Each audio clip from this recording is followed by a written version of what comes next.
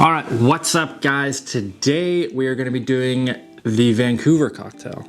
All right, so let's just get into it. Okay, first thing we're gonna need is 50 mils of a dry gin, 20 mils of Benedictine, 15 mils of dry vermouth, 15 mils of sweet vermouth, and a dash of orange bitters. We're gonna pour our ice in there and give it a good stir.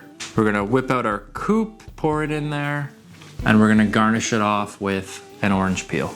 And that is all it is. The Vancouver cocktail, yes, created in Vancouver for the Vancouver Club, I believe it was. It was actually published in the 1925 book, About Town Cocktail book, I think it was. Yeah, it was the About Town Cocktail book. Funny thing about the Vancouver cocktail though, is like the original Vancouver cocktail didn't actually have sweet vermouth or orange bitters, okay?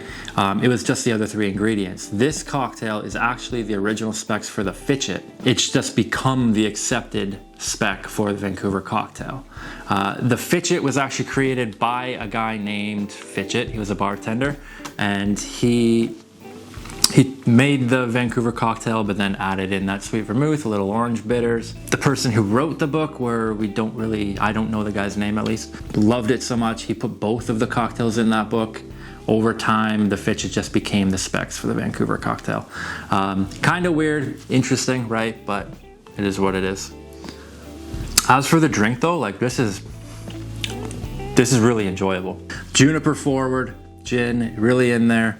You're getting those herbs from the Benedictine, like there's nothing sharp about this. It's like a nice, enjoyable, very flavorful ride throughout the entire drink. If you look at the specs of the original Vancouver cocktail, right? Gin, dry vermouth, Benedictine. It's basically just a martini with that addition of an herbal liqueur, so you can bring out a little bit more complexity, I guess. This one adds the sweet vermouth and orange bitters, so what I'm pulling out of this is like a really nice, rich, herbal, martini-esque kind of a cocktail.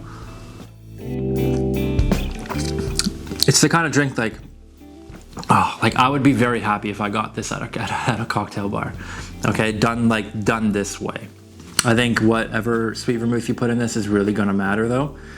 Sweet vermouth can be very, very rich, and it can overtake a cocktail. I think the one that I'm using currently, it works perfect for this. Not only do I love that vermouth, but it just works with the herbalness of the Benedictine. It works with the martini-esque style, okay? Overall, just in general, good. That is all that I have for today, guys. If you have tried this one, let me know in the comments what you think of it. If you haven't, definitely give it a try. If you like these videos, guys, hit that like button, hit that subscribe button. I'm gonna be pushing out more of these every single week. But until then, keep stirring and cheers.